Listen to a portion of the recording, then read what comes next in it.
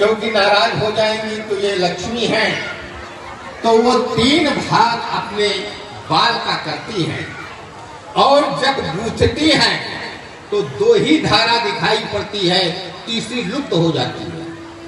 देखे हैं कि नहीं?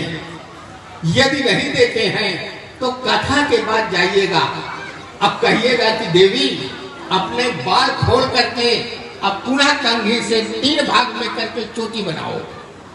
जब माताएं चोटी बनाएंगी फिर देखना उसमें 2 ही दिखाई पड़ेगी, तीसरी धारा लुप्त हो जाएगी, तीसरी दिखाई नहीं पड़ती है।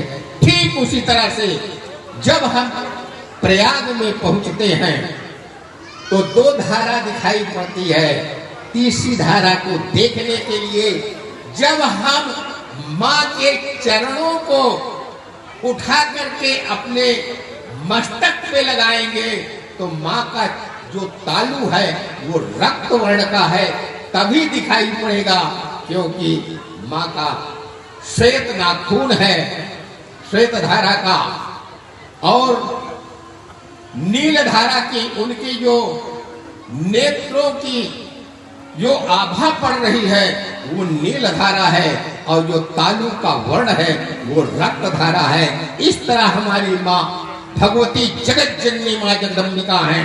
यहाँ भी वेद मूर्ति जी के अथक प्रयास, आप लोगों का जो बोकारो के निवासी हैं उनका परिश्रम, ये बोकारो में 3 धारा का संगम है।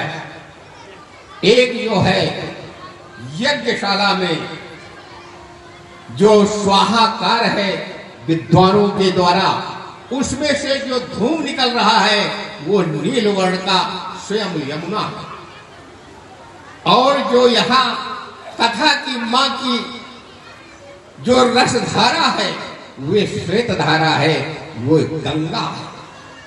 और आप लोगों का जितने माताएं भाई बहन जो भक्तगण हैं उनकी जो धारा है यही जो है अदृश्य धारा है। देखेंगे कि अभी नहीं दिखाई पड़ेंगे, सब आ जाएंगे। तो यहाँ भी बोकारो में ये त्रिवेणी का संगम हो रहा है। तो माँ भगवती को पाने के लिए उनके चरणों को उठाना पड़ता है। जब तक चरण उठा करके उनको प्रणाम नहीं करेंगे, जब तक त्रिवेणी का आनंद नहीं आएगा। इस तरह से ब्रह्मा और विष्णु केवल मात्र चरण देख रहे हैं माँ भगवती का।